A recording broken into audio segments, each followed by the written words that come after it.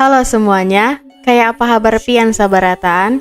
Ketemu lagi bersama Mimin di Our Story. Di cerita kali ini Mimin akan membawakan cerita kriminal yang terjadi di Hong Kong, yang dijuluki oleh warga Hong Kong sebagai jar murder atau pembunuhan toples.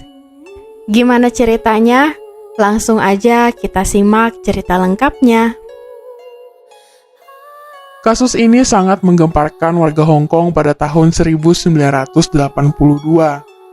di mana pelaku dari kasus pembunuhan berantai ini adalah seorang laki-laki yang bernama Lam Kor Wan yang berprofesi sebagai supir taksi. Lam Kor Wan ini lahir di Malaysia pada tanggal 22 Mei 1952. Diketahui pada saat Lam Kor Wan masih kecil, ayahnya sangat sering melakukan kekerasan kepadanya dan juga kepada ibu dan adiknya. Setelah Lam beranjak dewasa, keluarganya kemudian pindah ke Hong Kong. Di sana, keluarga Lam mendapatkan kehidupan yang lebih baik daripada di Malaysia.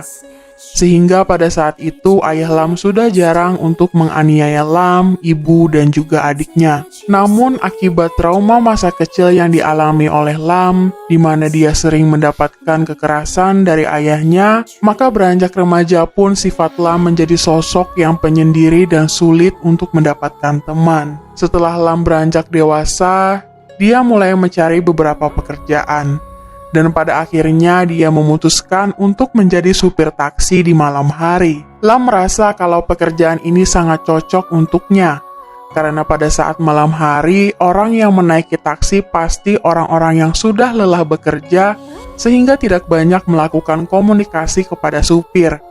Dan ini sangat cocok bagi kepribadiannya yang pendiam. Untuk masalah percintaan, Lam merupakan laki-laki yang kurang beruntung. Karena sifatnya yang pendiam dan takut untuk berkomunikasi kepada lawan jenis, jadi Lam dewasa pun tidak kunjung memiliki pacar. Namun Lam tetaplah pria dewasa yang normal, di mana dia melampiaskan hasratnya kepada wanita dengan membeli majalah porno secara online. Karena sering membeli majalah porno inilah, Lam menjadi kecanduan untuk terus-menerus membeli majalah porno tersebut. Dari hal itulah muncul kebiasaan Lam yang menyimpang, di mana Lam suka memfoto kembali foto-foto wanita yang ada di majalah porno itu. Bahkan bukan hanya itu saja. Pada saat Lam memiliki kamera Polaroid, dia menggunakan kamera itu untuk memfoto di dalam toilet wanita secara sembunyi-sembunyi. Kemudian kita masuk ke kejahatan yang dilakukan oleh Lam. Jadi aksi pertama kejahatan Lam dilakukan pada tanggal 3 Februari 1982, di mana pada saat itu Lam bekerja seperti biasa. Kemudian pada pukul 4 pagi, ada seorang wanita yang bernama Chan Fung Lan memberhentikan taksi yang dibawa oleh Lam. Kondisi wanita itu basah kuyup karena memang pada saat itu cuaca sedang hujan dan wanita itu juga dalam kondisi sedang mabuk. Pada saat itu wanita itu membuat Lam kesal karena wanita itu berulang kali menunjukkan tempat tujuan yang salah, di mana ketika mereka hampir sampai tempat yang dituju, wanita itu langsung mengatakan kalau itu bukan tempat yang benar dan menyuruh Lam untuk ke tempat yang lainnya. Begitu terus-menerus sampai Lam merasa kesal kepada wanita itu. Dan melihat keadaan wanita itu yang sedang mabuk berat, Lam pun berpikir untuk melampiaskan hasratnya kepada wanita tersebut. Di mana pada saat mereka melintasi jalan yang cukup sepi, Lam memberhentikan mobilnya dan langsung melompat ke kursi penumpang belakang. Kemudian Lam mengikat leher wanita tersebut dengan kabel yang ada di dalam mobilnya sampai wanita itu meninggal. Pada saat wanita itu meninggal, memang Lam tidak melakukan apapun kepadanya. Namun Lam langsung membawa mayat wanita itu ke dalam apartemennya dan menyimpan mayat wanita tersebut di bawah sofa yang terdapat di dalam apartemen tersebut. Kemudian keesokan harinya setelah ayah, ibu, dan adik Lam berangkat bekerja, Lam pun langsung mengambil banyak sekali plastik dan menutupi seluruh lantai kamarnya menggunakan plastik tersebut. Lalu Lam mengambil mayat wanita yang ada di bawah sofanya, kemudian memasukkannya ke dalam kamar Lam. Lam sempat mengambil uang di dalam tas wanita tersebut sebesar 500 dolar Hong Kong dan dia pergi keluar untuk membeli gergaji listrik. Sesampainya Lam di apartemennya, Lam langsung melancarkan aksinya, yaitu memutilasi tubuh dari mayat wanita tersebut dengan menggunakan gergaji listrik yang baru saja dia beli. Setelah memutilasi tubuh wanita tersebut, fantasi Lam kembali berjalan, di mana dia mengambil kamera Polaroid yang dia miliki, lalu memfoto bagian-bagian tubuh dari wanita tersebut yang sudah termutilasi untuk koleksi pribadinya. Tidak hanya memfoto saja, namun Lam mengambil potongan alat kelamin dari wanita tersebut dan memasukkannya ke dalam sebuah toples sebagai cara untuk melampiaskan hasrat seksualnya. Mengapa Lam tidak memperkosa wanita tersebut? Pastinya kalian bertanya-tanya. Diketahui Lam menderita penyakit hipotensi, makanya Lam tidak memperkosa wanita tersebut pada saat itu. Kemudian bagian tubuh yang lain dari wanita tersebut dimasukkan ke dalam plastik dan dimasukkan ke dalam taksinya. Lam kemudian membersihkan seluruh kamarnya agar tidak ketahuan oleh keluarganya, dan Lam pun lalu beristirahat. Pada malam harinya Lam berangkat bekerja seperti biasa, dan pada saat itulah dia membuang potongan tubuh wanita tersebut ke sungai Singmung. Lalu Lam bekerja seperti biasa. Beberapa hari setelah itu, tubuh wanita tersebut ditemukan dan membuat warga Hong Kong gempar. Pada saat mayat wanita itu ditemukan, polisi tidak dapat mengidentifikasi siapa mayat tersebut dan siapa dalang dari pembunuhan tersebut. Merasa aksi kejahatannya tidak diketahui oleh orang lain, maka Lam lebih mengatur rencana lagi agar aksinya makin rapi dan tidak dapat diketahui orang. Maka dari itu Lam pergi ke toko kimia dan ke toko alat bedah untuk melancarkan aksi berikutnya. Kemudian Lam kembali melancarkan aksi keduanya pada tanggal 29 Mei 1982. Korban yang kedua ini seorang wanita yang berprofesi sebagai bartender yang bernama Chan Wan Kit. Pada saat itu Kit pulang bekerja dan memutuskan untuk memakai taksi karena kondisinya pada saat itu ia sangat kelelahan. Pada saat itu taksi yang dia berhentikan adalah taksi milik Lam. Kit pun langsung naik ke dalam taksi dan mengarahkannya ke tempat tujuan.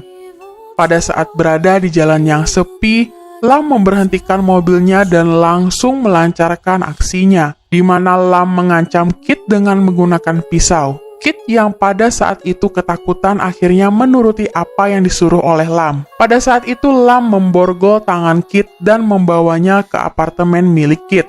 Pada saat mereka hampir sampai ke apartemen Kit, Kit mencoba untuk melarikan diri, namun Lam langsung melompat ke kursi belakang dan mencekiknya dengan menggunakan kabel. Setelah membunuh Kit, Lam langsung merubah tujuannya untuk pergi ke apartemennya sendiri. Setelah sampai di apartemennya, Lam seperti biasa meletakkan mayat itu di bawah sofa yang ada di dalam apartemennya. Rencana ini sudah direncanakan sejak 4 bulan yang lalu. Maka dari itu Lam sudah sangat siap untuk mengeksekusi korbannya. Keesokan paginya seperti biasa setelah keluarganya pergi bekerja, Lam melancarkan aksinya, di mana dia terlebih dahulu melapisi lantai kamarnya dengan menggunakan plastik dan memasukkan korbannya ke dalam kamar. Pada saat itu Lam memutilasi korbannya tidak menggunakan gergaji mesin, namun menggunakan pisau bedah yang 3 hari sebelumnya dibeli oleh Lam. Seperti biasa Lam mulai membedah tubuh Kit, memfotonya, dan juga merekam hal tersebut. Rekaman tersebut lalu diberi nama oleh Lim sebagai A Serious Secret. Seperti biasa, Lim memenggal tangan, kaki, dan kepala korbannya dan memotongnya masing-masing menjadi 7 bagian. Dan seperti biasa, alat kemaluan korbannya disimpan dan diawetkan Lim di dalam toples sebagai koleksi pribadinya. Lalu bagian tubuh yang lain dimasukkan ke dalam plastik dan menyimpannya di dalam mobil taksi Lam. Untuk korban yang kedua ini, Lam membutuhkan waktu berhari-hari untuk membuang korbannya. Lam benar-benar mengatur strategi agar mayat Kit tidak ditemukan oleh orang. Dan pada akhirnya Lam memutuskan untuk membuang mayat Lam ke tempat yang jarang diketahui oleh orang, yaitu di Jalan Taihang. Sepertinya Lam sangat menikmati aksi kejahatannya tersebut. Maka dari itu, seminggu setelah dia membunuh Kit, Lam kembali melancarkan aksi pembunuhannya. Dan korban yang ketiga dari Lam ini seorang wanita bernama Leung Sawan. Diketahui Wan bekerja sebagai kasir di sebuah toko. Wan sendiri biasanya pulang dengan menggunakan kereta. Namun pada malam itu hujan turun sangat lebat sehingga Wan memutuskan untuk pulang dengan menggunakan taksi. Dan sayangnya pada malam itu Wan memberhentikan taksi yang dikendarai oleh Lam. Lam melakukan aksinya sama seperti korban yang pertama dan kedua. Namun yang membedakan di sini adalah Lam merekam aksi mutilasi itu dari awal hingga akhir, lalu memberi nama rekaman itu sebagai A Rainy Night Mission. Dan gilanya Lam ini, pada korban ketiganya ini dia mencicipi sedikit potongan usus dari korbannya, karena dia sangat tertarik dengan dunia antropopagi. Antropopagi ini sendiri adalah dorongan seseorang untuk mencicipi bagaimana rasanya daging manusia. Dan tidak lupa juga Lam menyimpan alat kelamin korbannya di dalam toples, lalu membuang potongan tubuh korbannya di Jalan Taihang. Kemudian korban yang keempat dan yang terakhir adalah seorang remaja yang masih polos dan perawan yang bernama Leung Wai Sum. Pada tanggal 2 Juli 1983, Sum sedang merayakan acara kelulusannya di sebuah hotel bersama teman-temannya. Setelah makan malam berakhir, Sum memutuskan untuk pulang sendiri dengan menggunakan taksi. Dan sialnya, taksi yang diberhentikan oleh Sum adalah taksi yang dikemudikan oleh Lam. Setelah Sum masuk ke dalam taksi, lalu Lam membawa Sum ke tempat yang sepi. Setelah berada di tempat sepi, Lam langsung pindah ke kursi belakang dan langsung memborgol Sum, lalu menyuruhnya untuk duduk di kursi depan. Dan baru itulah pertama kali dalam seumur hidup Lam, dia mencoba untuk berbicara langsung kepada wanita. Di mana pada saat itu dalam keadaan tangan Sum yang masih diborgol, mereka berdua berbincang mengenai masalah sekolah, keluarga, pekerjaan, sampai juga agama. Saat itu Lam membawa Sum berkeliling sambil mengobrol, dan pada pukul 4 pagi, Lam mencekik Sum sampai meninggal. Dan mayatnya langsung dibawa pulang bersamanya. Seperti aksi-aksi sebelumnya, Lam membawa mayat korban ke apartemennya, menyimpannya di bawah sofa, dan kemudian pada keesokan paginya, setelah keluarganya berangkat bekerja, dia langsung mengeksekusi mayat tersebut. Namun ada yang berbeda dari korban keempat ini, di mana pada saat itu Lam tidak langsung memutilasi korbannya. Namun Lam terlebih dahulu menyetubuhi mayat korbannya tersebut. Dan karena penyakit yang dideritanya, Lam sangat tidak menikmati hal tersebut dan langsung memutuskan untuk memutilasi tubuh Sum. Lam juga merekam aksinya ini dan memberi nama rekaman korban keempatnya ini sebagai The Four Action. Lam pun juga membuang mayat Sum ke Jalan Taihang seperti korban-korban yang sebelumnya. Di sisi lain, keluarga dari keempat korban ini sudah melaporkan ke polisi atas hilangnya anggota keluarga mereka. Lalu di tanggal 16 Agustus 1983, ada seorang manajer percetakan foto melapor ke kantor polisi karena dia mendapati seorang pelanggan yang bernama Lam ingin mencuci sebuah foto. Namun setelah foto itu selesai dicuci, betapa terkejutnya dia karena foto-foto itu adalah foto-foto yang sangat tidak wajar, di mana terdapat foto wanita-wanita yang tidak memakai busana, yang bagian dada dan tangannya terpotong. Polisi pun bergegas mendatangi toko percetakan itu dan menanyai manajer toko kapan pemilik foto ini mengambil foto tersebut. Kemudian pada tanggal 18 Agustus 1983, polisi berjaga di toko tersebut untuk menangkap Lam. Pada saat Lam datang untuk mengambil foto tersebut, polisi pun langsung menyergapnya dan langsung menginterogasinya di tempat. Pada awalnya Lam tidak mengaku kalau itu foto miliknya. Lam mengaku pada polisi bahwa dia hanya disuruh temannya untuk mencuci foto tersebut. Lam menyuruh polisi untuk menunggu temannya itu, namun teman yang Lam maksud tak kunjung datang. Maka dari itu Lam langsung dibawa ke kantor polisi. Setelah Lam kembali diinterogasi di kantor polisi, akhirnya Lam mengaku atas perbuatan kejahatannya membunuh keempat wanita tersebut. Setelah mendapatkan pengakuan Lam, polisi pun langsung menggeledah apartemen Lam untuk menemukan barang bukti. Pada saat polisi masuk ke dalam kamar Lam, polisi mencium bau kimia yang sangat menyengat di bawah kasur milik Lam. Polisi pun langsung memeriksa ke bawah kasur Lam dan polisi menemukan sebuah kotak. Dan saat kotak itu dibuka, polisi langsung menemukan toples-toples yang berisi alat-alat kelamin para korban Lam. Beberapa barang-barang Lam pun juga ikut dibawa seperti alat bedah, kamera, majalah porno, dan ratusan foto porno pun langsung diamankan kepolisian sebagai barang bukti. Kemudian tim forensik pun juga menemukan beberapa rambut kemaluan dan darah yang terdapat di dinding kamar Lam. Mengetahui perlakuan buruk yang dilakukan oleh kakaknya, adik Lam pun sangat marah dan pada saat itu juga langsung memukuli Lam. Lam hanya diam saja saat adiknya memukulnya. Dan Lam pun berjanji tidak akan lagi mengulangi hal tersebut. Setelah diinterogasi kembali, akhirnya Lam menceritakan hal mengerikan yang dia lakukan terhadap keempat korbannya, dan setuju untuk memberitahu polisi di mana Lam membuang mayat-mayat korbannya.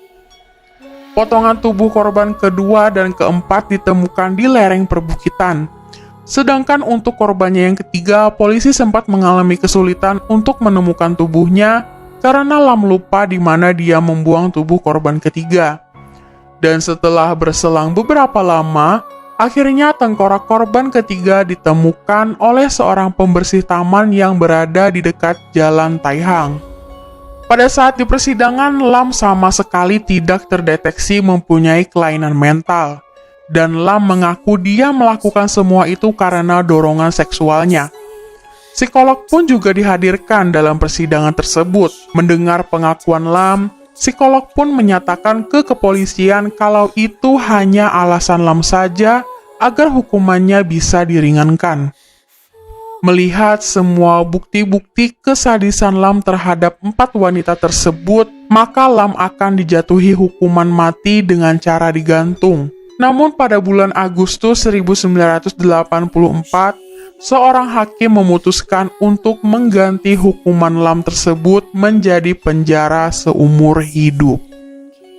Oke, jadi sampai segini dulu cerita dari Mimin, dan Mimin juga nggak lupa ngingetin ke kalian, jangan lupa kalian subscribe channel YouTube Our Story. Jika kalian suka dengan cerita kali ini, boleh kalian like videonya, dan bisa juga kalian share ke teman-teman kalian. Oke, sampai jumpa di video selanjutnya.